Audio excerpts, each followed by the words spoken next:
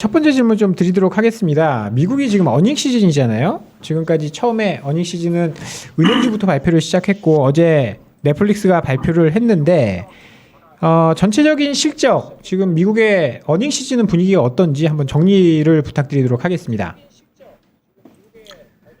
네, 지난주 이 시간에 제가 좀 말씀을 드린 것 같습니다. 월가에서는 그 은행주들의 실적은 상당히 좋을 것이라고 이미 예측을 하고 있었습니다.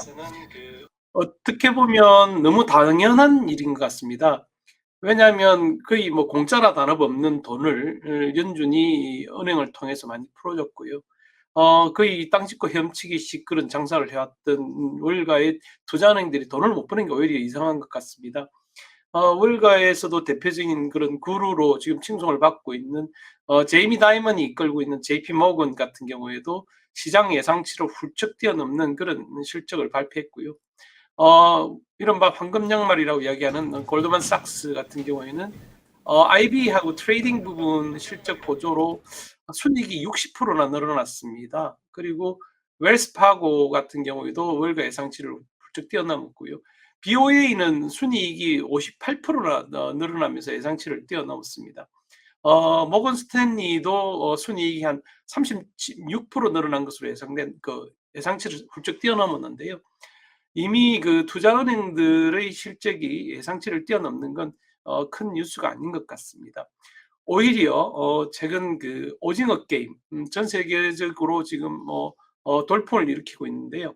이 오징어 게임의 흥행으로 그동안 빵에서도 좀 지지나 취급을 받았던 넷플릭스가 3분기에 실적 호조를 보이면서 약진했다 하는 부분을 좀 주목할 필요가 있을 것 같습니다.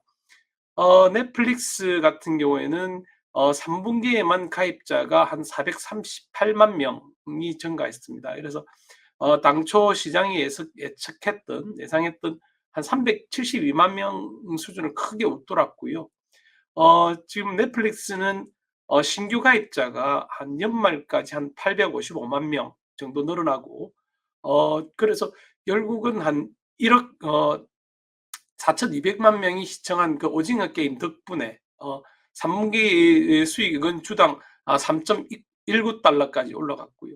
시장은 2.57달러 정도로 예상을 했었습니다. 그래서 분기 매출도 한 16% 늘어나서 75억 달러로 집계됐었습니다. 앞서 조금 말씀드렸지만 그러니까 이른바 그 IT 선두 기업인 페이스북, 애플, 아마존, 넷플릭스, 구글의 그 머리 글자를 딴 빵 기업 중에서도 넷플릭스는 좀 부정적인 전망이 많았었습니다. 지난 분기까지만 하더라도 넷플릭스의 스트리밍 서비스 실적이 상당히 좀 부진하다. 그리고 그 신규 구독자 확보가 좀 당초 가이던스를 충족하지 못한다라고 하면서 특히 PK 자선 운용의 그 보리스 슈로스버그 같은 사람은 넷플릭스가 앞으로 큰 폭의 약세를 보일 수 있다라고까지 했던 그런 종목이었습니다. 근데 이게 오징어 게임 덕분에 월가에서 요즘은 어떤 평가를 받느냐면 대표적인 스트리밍 기업인 디즈니 경쟁업체입니다. 하고 넷플릭스 이 둘 중에 어떤 종목을 투자할지 고민한다면 월가 전문가들은 넷플릭스가 나을 것 같다라고 평가할 정도입니다. 그래서 우리 오징어 게임이 상당히 그 넷플릭스에게는 구세주가 되고 있는 것 같고요. 그 BTS를 필두로 했던 K-팝 열풍에 이어서 K 컬처의 힘이 조만간 맨하탄 중심부에 또 상륙하지 않을까. 이미 그 넷플릭스 사장이 대표가 실적을 발표하면서 넷플릭스의 그 아이콘인 녹색 트레이닝복을 입고 실적을 발표했다는 것만 하더라도 상당한 지금 그 성과를 올리고 있는 부분이고요. 맨하탄에도 조만간 오징어 게임의 그런 열풍이 상륙할 것 같다는 그런 기대가 커지고 있습니다. 이거 질문 하나만 더 드리면요. 특파원님이 뭐 미국을 돌아다니신다거나 누굴 만났을 때 실제로 오징어 게임의 뭐 인기를 실감하시는지 이게 미국이 진짜 어떤지 궁금하거든요. 네, 지금 그 뭐 미국에서도 뉴욕에서 뭐 가장 중심부라고 할 수 있는 타임스퀘어 같은 경우에도 조만간 저는 확신합니다. 뭐 지금 저한테도 들려오는 소리가 상당히 있고요. 그 아이콘인 그 녹색 트레이닝복 그걸 구하려고 하는 사람들이 상당히 많습니다. 근데 이쪽에서는 뭐 아무래도 그런 부분이 빠르게 수급이 되지 않는 부분이 있어서 거의 뭐 직구를 그런 모색한다는 소식도 듣고 있고요. 아마 조만간 그 타임스퀘어나 맨하탄 중심에서도 오징어 게임의 열풍을 한번 볼 수 있지 않을까 그렇게 기대하고 있습니다. 네, 우리 투파님 위에서 하나 이렇게 추리닝이라도 하나 좀 그 두 번째 질문으로 넘어가 볼게요. 오늘 지금 또 의미 있고 다 관심 있는 게 테슬라 실적 발표 있잖아요. 그동안 테슬라가 이제 그 실적 기대로 좀 주가가 올랐던 걸 알고 있는데 또 우리 앞선 시간도 얘기 있었는데 그 마이클 버리 있지 않습니까? 그 롱숏 아니 저기 빅숏의 주인공. 네. 그 테슬라의 숏 배팅을 했다가 최근에 또 꼬리를 살짝 내린 것 같은데 그 얘기까지 좀 같이 묶어서 좀 해주시죠. 네. 테슬라는 뭐 제프리스 같은 경우에도 저 목표 주가를 상향 조정하면서 월가가 대부분 이제 그 테슬라를 다시 긍정적으로 평가하는 그런 시각으로 돌아섰습니다. 지금 목표 주가 제프리스 같은 경우에는 당초 목표 주가를 한 850달러에서 이제 950달러로 100달러나 전격적으로 상향 조정했고요. 테슬라 주가가 최근 8주 동안에만 한 24% 정도 올랐습니다. 그리고 지난 1년 동안 한 88% 정도 올랐는데요. 이런 테슬라의 그 주가 상승세와 관련해서 좀 달리 볼 필요가 있는 대목을 한번 말씀드려 보겠습니다. 제가 언뜻 한번 말씀은 드린 것 같은데 일론 머스크, 그러니까 테슬라의 최고 경영자인 일론 머스크는 미국에서도 좀 그 매버릭, 그러니까 독립성이 강하고 개성이 강한 사람을 뜻하는 단어인데요. 매버릭으로 통합니다. 종종 이단화로 번역되기도 하는데요. 전통이나 권위에 맞서서 혁신적인 일을 처리하는 그런 부분이 상당히 성격이 강합니다. 지금 이 일론 머스크가 지금 테슬라 자동차에 어떤 실험을 하고 있는지 좀 주목할 필요가 있을 것 같습니다. 앞으로 다가올 그 자율주행 시대, 지금 모든 사람들이 다 배터리 부분에만 주목을 하고 있는데요. 자율주행 부분에 있어서 테슬라는 주류를 거부하고 엄청난 실험을 하고 있습니다. 그 자율주행 그 시스템을 크게 보면 레이더가 있고 라이더가 있습니다. 그러니까 좀 간단하게 말씀드리면 레이더는 전파를 쏘아서 물체나 거리를 인식하는 거고요. 라이더는 그 레이더가 비철금속 같은 걸 잘 인식 못한다는 단점을 보완하기 위해서 레이저를 쏘아서 이제 그 측정을 합니다. 근데 이제 이게 그 대세는 라이더가 되고 있는데요. 라이더가 그 생산 원가가 상당히 비쌉니다. 뭐 거의 한 수천만 원대 이르는 것으로 알고 있는데요. 테슬라는 이 라이더를 없애버렸습니다. 자율주행에 있어서 라이더는 더 이상 필요 없다. 카메라하고 이미지 프로세싱만으로도 충분히 자율주행이 가능하다라고 했고요. 그래서 지금 그 초고속으로 여기서 관건이 되는 거는 그 데이터의 초고속 처리입니다. 이 데이터를 초고속으로 처리할 수 있는 소프트웨어만 구동이 된다면 라이더를 탑재하지 않고도 자율주행이 가능하다. 이건 엄청난 그 승부수거든요. 왜냐하면 그 자율주행 자동차의 원가 부분에서 상당한 부분을 차지하는 게 바로 라이더였습니다.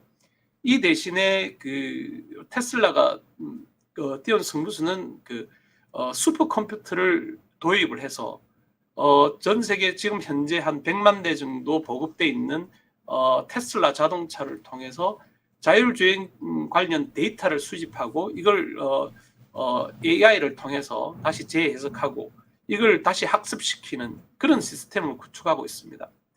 이게 왜 무섭냐면 향후 자율주행차 시대가 이제 보편화됐을 때 테슬라는 이걸 다른 자동차 회사에도 개방을 하겠다고 지금 공언하고 있습니다. 그래서 만약에 그 원가를 낮출 수 있고 테슬라의 그 소프트웨어가 플랫폼이 된다면 이건 또 다른 게임 체인지가 될 수 있을 것 같습니다. 그래서 이 부분을 좀 주목해야 최근에 그 테슬라 주가 상승이 좀 보일 테고요. 그리고 그 마이클 버리가 그 쇼패팅을 좀 주춤해졌다 하는 부분은 마이클 버리는 뭐 언론을 통해서 너무 좀 많이 부풀려져서 알려진 게 좀 있는 것 같다라고 이야기하면서 전체 공매도 포지션을 좀 많이 줄이고 있는데요. 그러면서 이제 그 테슬라뿐만 아니고 비트코인이나 그동안 버리가 많이 풋옵션을 행사해왔던 종목들에 대해서도 좀 물러서는 그런 태도를 보였습니다. 그리고 또 한 가지 좀 주목해야 될 부분은 최근에 미국의 그 미국채 수익률이 상당히 올랐습니다. 미국채 10년물이 1.6%대에 진입했는데요. 통상 이럴 경우에는 이른바 성장주들은 주가가 조정을 받기 마련입니다. 근데 테슬라는 금리 상승에도 지금 주가가 올랐거든요. 이 배경을 좀 지켜봐야 될 것 같습니다. 좀 분석해 봐야 될 것 같습니다. 더 이상 월가에서는 테슬라를 성장주로 취급하지 않는 게 아니냐 하는 그런 해석이 나오고 있습니다. 지금 전통적인 자동차의 그런 반열에 들어가고 있다. 여기에는 그 테슬라의 그 아주 전망치를 충족시키는 인도 실적, 차량 인도 실적이 뒷받침되고 있다 하는 그런 분석이 이어지고 있습니다. 네, 그러면 환율 문제 하나만 여쭤볼게요. 이게 우리나라 시장과도 영향을 많이 주는 요인이어서요. 최근에 우리나라 원화가 굉장히 약세였다가 달러가 약세로 전환되면서 우리나라 환율이 좀 강세로 돌아서고 있거든요. 향후 월가에서 보는 달러 전망은 어떻게 보고 있는지요? 네, 그동안은 모든 그 글로벌 투자자들의 시선이 미국 중앙은행인 연방준비제도에만 쏠려 있었습니다. 그래서 연방제도 준비가 이제 연준이 매파적 행보를 강화할 것이다. 그에 따라서 미국채 수익률이 올랐고요. 그러니까 미국채 수익률이 오르면서 달러와도 등달아 오르는 그런 패턴이 이어졌습니다. 근데 이제 연준만 그렇게 매파적으로 돌아서지 않는다. 글로벌 주요 중앙은행들이 다 지금 인플레이션에 대응하기 위해서 매파적 행보를 강화하고 있습니다. 영국의 중앙은행인 BOE도 최근 기준금리 인상 가능성을 강하게 시사했고요. 한국도 마찬가지인 것 같습니다. 한국이 가장 매파적인 행보를 빨리 보여줬던 것 같은데요. 연준만 그 독불 장군이 아니고 오히려 연준보다 더 빨리 다른 주요 중앙은행들이 매파적 행보를 강하게 될 경우에 각국의 미국채 수익률이 오를 수밖에 없을 겁니다. 그에 따라서 미국채와 그 각국 국채 수익률 스프레드가 이제 줄어들 수밖에 없을 거고요. 그게 환율을 결정하는데 영향을 미친 것으로 점쳐지고 있습니다. 그래서 앞으로는 그 각국의 환율 동향을 볼 때 중앙은행들의 행보와 미국채 수익률을 좀 주목해야 될 것 같습니다. 네, 최근에 뭐 달러가 강세로 가는 근본적인 이유가 결국은 인플레이션에 대응한 긴축 가능성인 것 같은데 결국 또 인플레 하면 최근에 에너지 가격 상승을 빼놓을 수가 없잖아요. 지금 천연가스 오르면서 유가도 좀 오르고 있는 것 같은데 올겨울이 또 춥다는 얘기가 있어요. 지금 미국 현지에서는 어때요? 혹시 추위를 좀 느끼시나요? 지금 한국은 갑자기 많이 추워졌거든요. 어떠세요? 뭐 여기 전에도 한번 말씀드렸지만 뉴욕의 위도가 평양하고 같습니다. 거기 40도 정도인데요. 그래서 서울만큼이나 빨리 추워지고 있고요. 이것 때문에 사실은 그 천연가스 가격 그리고 석탄 가격 상승에 따라서 뭐 일부 전문가들은 천연가스 가격 상승세가 무시무시하다. 근데 석탄 가격 상승은 더 무섭다.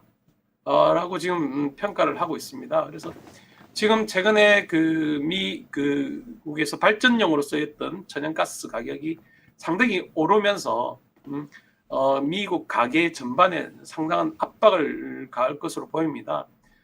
지금 천연가스를 난방으로 사용하는 가게는 난방비가 올해 한 30% 더 지불해야 될 것이다 라고 지금 이야기를 하고 있거든요.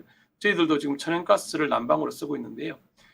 프로판가스를 사용하는 사람도 있습니다. 이런 분들은 한 54% 정도 그리고 난방유를 사용할 경우에는 올해 난방비가 한 43%더 늘어날 것이라고 지금 관측이 되고 있습니다. 그래서 지금 그 미국 발전소에서 또 이 천연가스 가격이 천정부지로 치솟으면서 석탄을 또 사용하는 사례도 늘고 있습니다. 그동안 지금 바이든 정부에서 ESG를 강조했고 친환경을 강조했지만 오히려 지금 역으로 가고 있는 패턴인데요.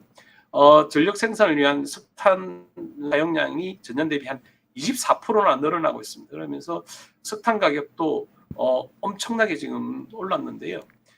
이게 지금 오르면서 앞서 출연하신 분도 언뜻 말씀을 하셨는데 가장 지금 그 월가에서 우려하는 부분은 바로 천연가스 급등이 에그플레이션으로 이어질 수 있다 하는 점을 지금 좀 우려하고 있습니다. 그러니까 유럽의 에너지 위기가 결국은 곡물 가격 상승으로 옮겨 붙을 수 있다라고 하는 부분인데요. 이게 그 대부분의 그 질소 기반 비료가 천연가스에서 핵심 성분을 많이 추출을 한다고 합니다. 그래서 영국에서 거래되는 천연가스 선물 같은 경우에는 한 13년 만에 최고치까지 치솟았고요. 이렇게 되면서 지금 그 뭐 제가 정확하게는 모르지만 그 암모니아도 지금 또 그 농산물 생산을 위한 비료에 상당히 많이 들어간다고 합니다.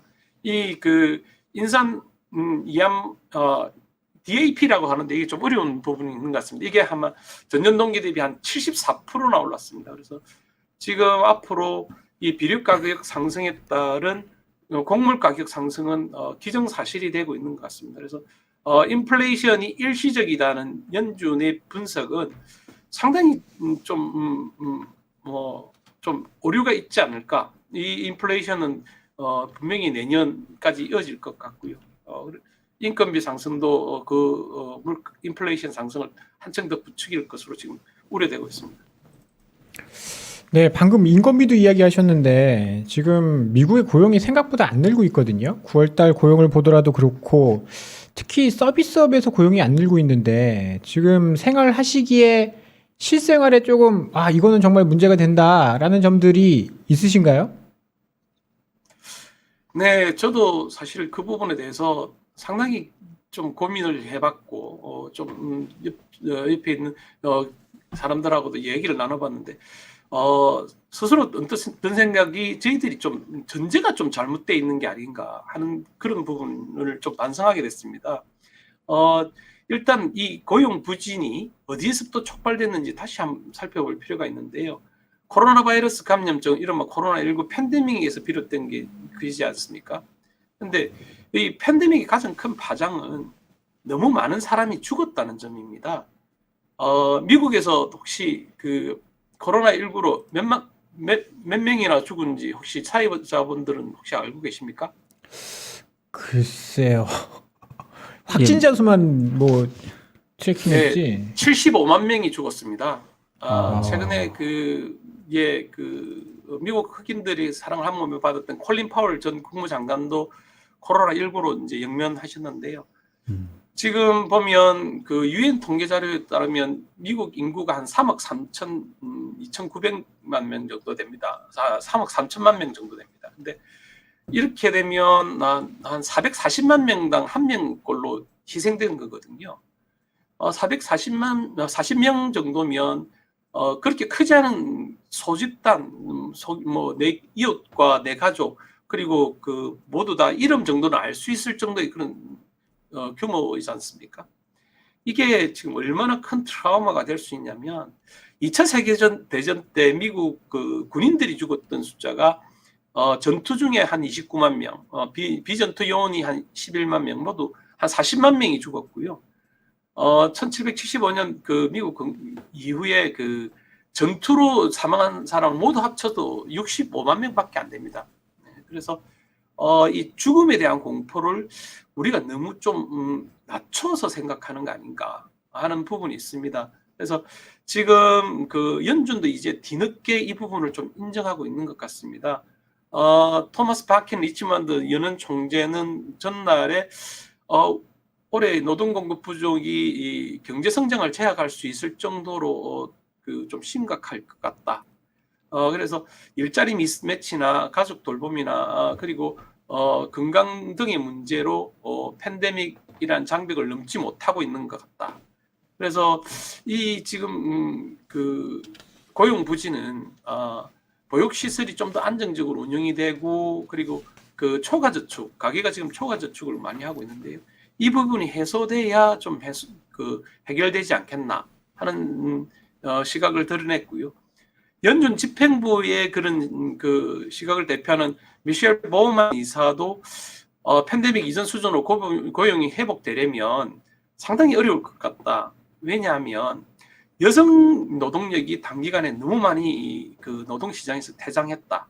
이 부분을 좀 주목하기 시작했습니다. 그래서 지금 뭐 특히 55세 이상의 여성 노동력은 노동시장에서 이제 은퇴한 경우가 상당히 많은데요.